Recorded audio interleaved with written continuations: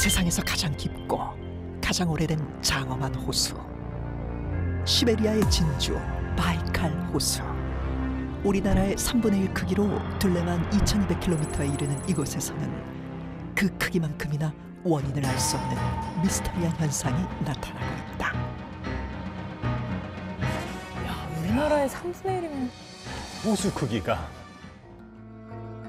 과연 어떤 일이 벌어지고 있는 걸까? 1982년 바이칼 호수에서 훈련 중이던 7명의 군 잠수부에게 일어난 충격적인 사건. 그들은 수중 훈련을 위해 수심 50m까지 내려가게 됐고, 바로 그 순간 기이한 생명체를 발견하게 됐는데,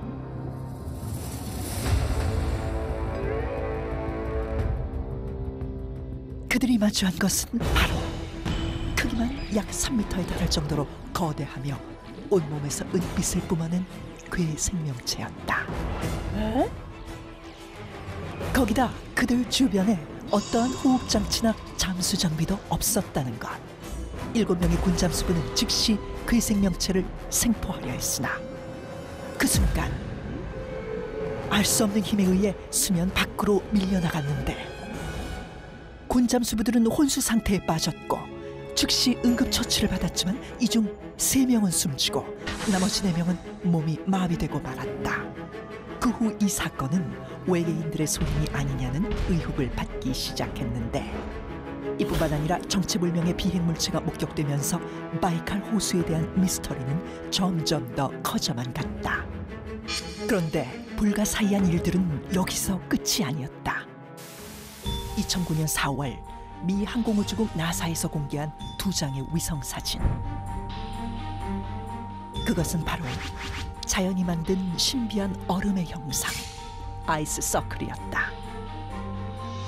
세계 곳곳에선 이와 비슷한 현상이 포착됐지만 바이칼 호수에서 발견된 아이스 서클은 무려 4km에 달하는 초대형 크기였던 것. 그리고 바이칼 호수에서 끊임없이 나타나는 기이한 현상들. 어느 날 잔잔한 호수에 지하 세계가 열린 듯 원형 구멍이 생기며 소용돌이가 발생했는데, 일명 악마의 깔때기. 호수에서. 맞아, 저 봤어요, 저. 사람들은 이 현상을 보고 죄인들의 영혼을 지하 세계로 끌고 가는 것이라 여겼고, 유독 호수가 고요한 날에 소용돌이가 더 크게 나타나 사람들을 두려움에 떨게 했다. 어이구야. 무섭다. 바이칼 호수의 미스터리는 이뿐만이 아니었다. 꽁꽁 얼어붙은 호수 위로 고대 도시가 나타나거나 섬이나 배처럼 보이는 형체가 반복적으로 목격되는데, 사람들은 이를 바이칼의 기적이라고 불렀다. 그런데 바이칼 호수에선 이보다 더 믿을 수 없는 기이한 현상이 벌어지고 있었다. 2018년 인터넷을 떠들썩하게 만든 의문의 사진. 얼어있는 바이칼 호수 위로 마치 공중부양을 하듯 얇은 얼음 기둥을 의지한 채 뭐야? 위태롭게 떠있는 돌의 형상. 얼음이야? 떠 있어? 얼음이 됐고 그 위에 돌이 있어? 어머. 미스터리한 이 현상은 오직 겨울 바이칼 호수에서만 일어난다는데, 이 희귀한 현상이 알려지면서 바이칼 제네의 존재에 대해 전 세계 네티즌들의 관심이 쏟아졌다. 사람들은 이를 확인하기 위해 바이칼 호수를 찾기 시작했고, 놀랍게도 바이칼 제네의 신비로움을 눈앞에서 확인할 수 있었는데, 어머머머, 쟤 떠 있어.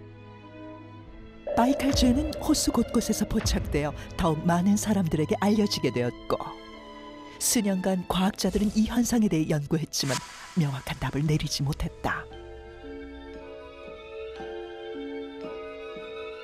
여전히 밝혀지지 않은 바이칼 제네 미스터리. 그 속에 담긴 비밀은 과연 무엇일까?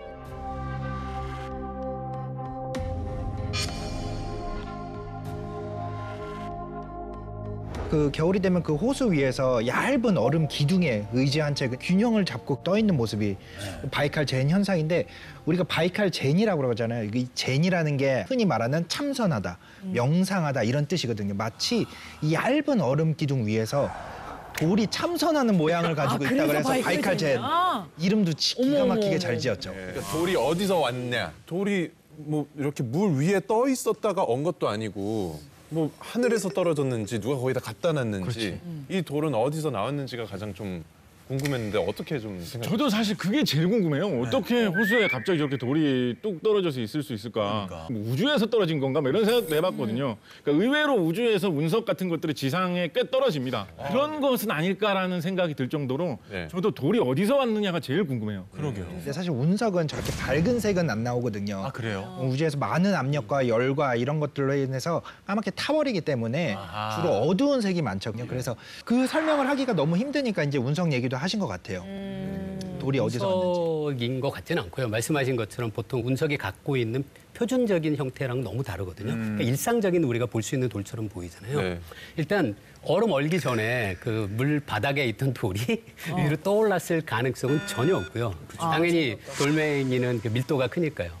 아마도 이 바이칼젠이 관찰되는 곳은 호수의 가일 가능성이 있어 보여요. 호수 가가 가장자리. 어느 정도 언덕이 주변에 있거나 하면 그러면 거기서 언덕에서 굴러내려온 돌이 그 마찰력이 없으니까 그 호수의 중앙 쪽으로 향해서 많이 진행했을 수 있죠. 교수님 말씀 듣고 보니까 사람이 돌을 던진 걸 수도 있을 것 같아요. 그렇죠. 예.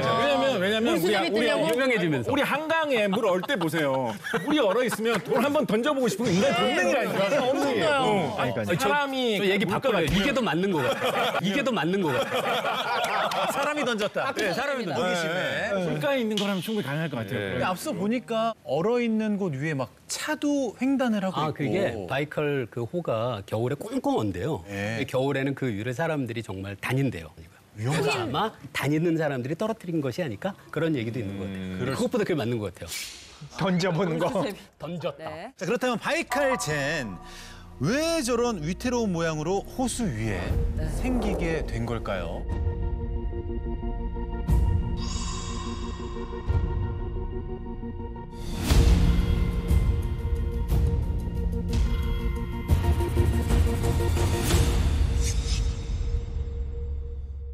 이 물리학 입장에서 어떻게 설명이 가능할까요? 그 물리학자 입장에서는 저는 이 가설이 가장 그 합리적이라고 생각하는데요. 제가 생각하는 바이칼젠의 비밀은 바로 바람입니다.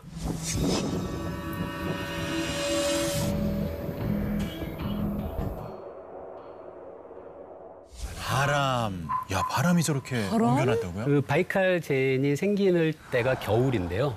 겨울에 항상 호수의 얼음 위로 시속 100km 정도의 바람이 불고요. 그거를 초속으로 생각하면은 초속 30m 정도예요. 그러니까 1초에 30m라는 엄청난 속도의 바람이 불고 있는 거죠.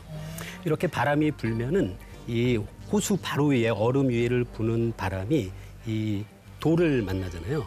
거기서 똑바로 진행하지 못하니까 돌의 아래 부분에서 이렇게 휘돌아 나가게 돼요, 바람이. 강한 바람이 돌 아래 부분에 부딪히면서 그 돌 아래에 있는 얼음들을 깎아내듯이 점점 이렇게 파이게 되는 것 같아요. 이런 거를 그 물리학에선 승화라고 부르거든요. 승화. 보통은 많은 물질들이 고체 상태에서 기체 상태로 중간에 액체 상태를 거치지 않고 변할 수 있어요. 가장 우리가 쉽게 볼 수 있는 게 드라이 아이스 보면 맞아. 하얀색 기임 같은 게 막 나잖아요. 맞아요. 그게 바로 승화거든요. 그런데 얼음은 드라이 아이스하고랑 다르거든요. 우리가 살아가는 온도와 압력에서는 직접 바뀌지를 못해요. 그 우리가 볼 수 있는 그 바람에 의한 풍화 작용과 상당히 비슷한 거죠. 어쨌든 승화라고는 할 수 있습니다. 고체 상태의 얼음이 기체 상태로 변해서 이제 점점 없어지는 거니까요. 혹시 뭐 풍화작용 좀 쉽게 설명해 주실 수 있을까요? 그 풍화작용에 가장 쉬운 예가 있어요. 대만의 예류지질공원이라는 데가 있어요.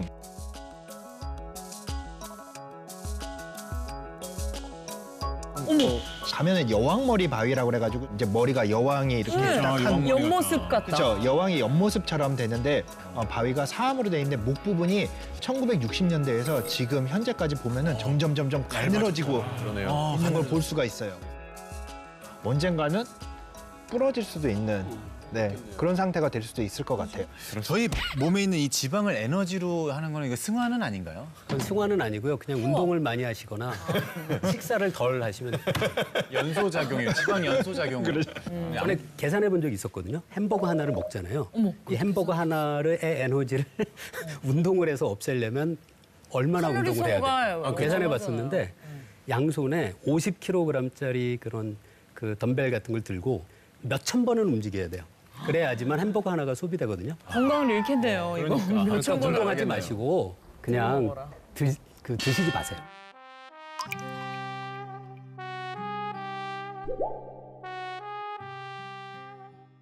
저는 이런 이야기를 들으면 햄버거가 더 맛있게 이게 이 정도의 가치가 있는 거구나.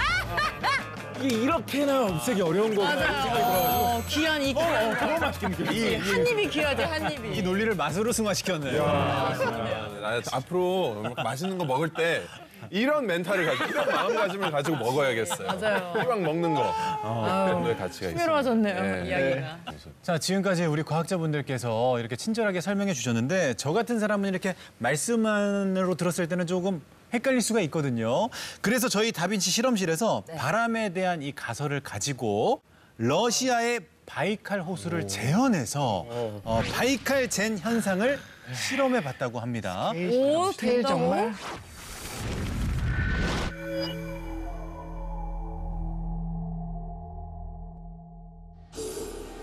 추운 겨울, 고요한 바이칼 호수. 이곳에서 일어나는 미스터리한 현상, 바이칼 젠. 이 현상은 놀랍게도 겨울철 오직 바이칼 호수에서만 나타난다는데 이 신비로운 현상은 어떻게 일어난 것일까? 우리는 바이칼 젠 현상을 직접 실험해 보기로 했다. 재현을 하기로 했어, 재현을. 가장 먼저 영하의 온도를 재현해 보기로 했는데 하지만 그렇죠. 현재 서울은 폭염이 기승을 부리고 있는 상황. 냉동 창고 같은 데 가야지 뭐. 유사한 환경을 위해 실험 장소를 수소문해 보았다. 그렇게 찾아온 역대급 실험 장소. 무려 영하 19도의 대형 냉동 창고를 찾아낸 다빈치 실험 군단. 뭐 하는 데지? 한겨울 바이칼 호수의 평균 기온과 비슷한 영하의 날씨를 완벽하게 재현했다. 야 스케일 크다. 바이칼 젠을 재현하기 위한 다음 실험 조건은 바로 이번 실험의 핵심, 바이칼 호수의 바람을 만들어줄 차례. 바이칼 호수에서 부는 바람을 유심히 살펴보면 그 흐름이 강하고 균일하다는 걸 알 수 있는데 그래서 우리는 비슷한 형태의 바람을 만들기로 했다. 그렇지, 그 센 바람을 어떻게 만들지? 나한테 죽을 거야. 초속 30m를? 구현이 될까요? 자연의 균일한 바람을 만들기 위해 조사한 결과 일명 풍동 장치를 이 실험에 적용시켜 보기로 했는데 풍동은 균일한 공기의 흐름을 만들어 기류가 물체에 미치는 영향을 실험하는 터널형의 장치를 말하는데 보통 비행기나 우주선 실험할 때 풍동 실험을 많이 해요. 주로 자동차, 비행기 등의 성능 테스트에 사용된다. 일반적인 바람의 흐름은 나팔 모양으로 퍼지지만 풍동을 이용한 실험에서는 바람이 일정하게 평행으로 부는 걸 볼 수 있었다. 실제로 풍동 바람은 바이칼 호수의 바람과 비슷한 형태를 띠고 있는데 그래서 다빈치 노트에서는 풍동 모형을 직접 제작했다. 바이칼 호수의 바람이 되어줄 1등 공신. 바람을 직선 형태로 만들어줄 서큘레이터도 장착. 거기다 풍속을 높여줄 대형 강풍기도 등장했다. 두 번째 조건, 바이칼 젠을 만들어줄 바람까지 출격 준비 완료. 이게 된다고? 그리고 추운 날씨에 꽝꽝 얼어붙은 바이칼 호수를 구현하기 위해 준비한 단단한 두께의 대형 얼음과 빠른 결과를 도출하기 위해 얼음보다 승화 속도가 수백 배 빠른 드라이 아이스도 준비했다. 바이칼 젠이 되어줄 타원 형태의 돌까지 등장. 이제 모든 실험 준비는 끝났다. 진짜 궁금한데요? 그리고 비장해요. 베일에 쌓인 바이칼 젠을 재현하기 위해 이 실험을 설계한 전문가까지 등장. 참고로 물리학자십니다. 예. 아, 두 분 다. 정창욱 교수님. 와우. 과연 호수의 바이칼젠의 모습 그대로 구현해낼 수 있을 것인가? 바이칼젠 재현 실험 스타트! 먼저 바이칼 호수와 똑같이 윗면에서만 승화가 일어날 수 있게 얼음과 드라이 아이스를 단열재 안에 넣어주었다. 생각보다 준비 많이 하셨네요. 세세하네요. 그 다음 단열재를 풍동 모형 안쪽에 넣고 얼음과 드라이 아이스 위에 타원 형태의 돌을 올려주었다.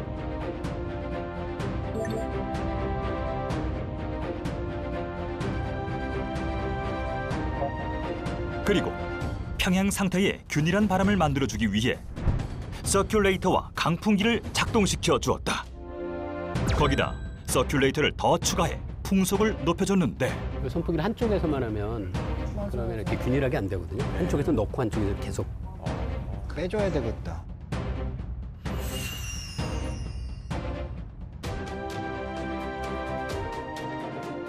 과연 이 실험을 통해 바이칼젠의 비밀을 풀 수 있을 것인가?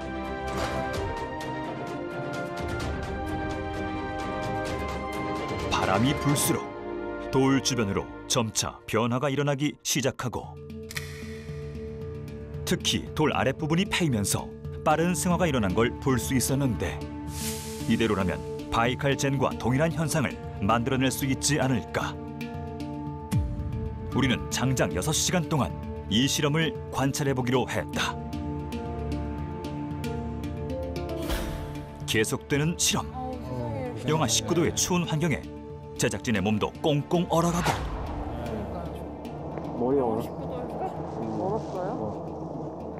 머리카락과 속눈썹마저 얼려버리는 극한의 추위. 그래도 실험은 계속된다. 끝까지 포기하지 않는 다빈치 노트의 실험 정신. 영하 19도에. 시간이 지날수록 돌 밑부분이 점점 변화되는 모습을 볼 수 있었는데 6시간 경과 후 관찰 실험 종료. 드디어 실험 결과를 확인할 차례.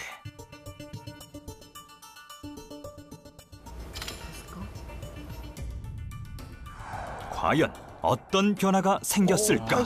밑쪽에 보면 아, 이렇게? 승화 속도가 느린 얼음 위 돌은 변화가 없는 반면 아, 그 얼음은 어쩔 수가 없어요. 얼음은 어렵죠. 승화가 빠른 드라이 아이스는 돌 주변이 파여 있는 걸 관찰할 수 있었다. 그럼 이게 이제 시간이 오래되면 더 파일 수 있다는 거죠. 작은 기둥 가운데 기둥이 있어요. 야, 그럼? 실험 전후를 비교한 결과 돌 아랫부분에 승화가 일어난 걸 확인할 수 있었다. 완벽한 형태는 아니지만 바이칼젠과 제법 비슷한 모습의 실험용 돌. 여기엔 어떤 원리가 숨어 있을까? 원리는 이렇다. 풍동에서 균일하게 부는 바람의 흐름은 돌과 정면 충돌하게 되는데 이때 바람은 곡선 형태로 돌 밑부분을 파고든다. 그 흐름을 바로 와류와 난류라 하는데 이 흐름은 소용돌이 형태로 존재하게 된다. 이런 형태의 바람을 끊임없이 받게 되면 승화 현상이 일어나고 이 과정이 반복되면서 바이칼젠의 형태로 변하게 되는 것.